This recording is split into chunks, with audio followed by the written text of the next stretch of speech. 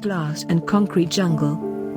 In its midst always quiet, comely, with hope-filled face, she stands. Flora, a dream of spring in her matchless eyes, holding in both hands stone flowers.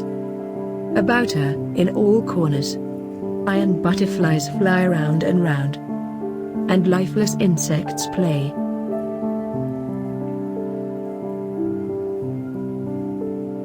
Flora Fountain, built in 1864, depicts the Roman goddess Flora, the goddess of flowers and the season of spring. Flora on the top, and the four corners of the fountain, are decorated with four female statues, the personifications of industry, cereals, plants and fruits.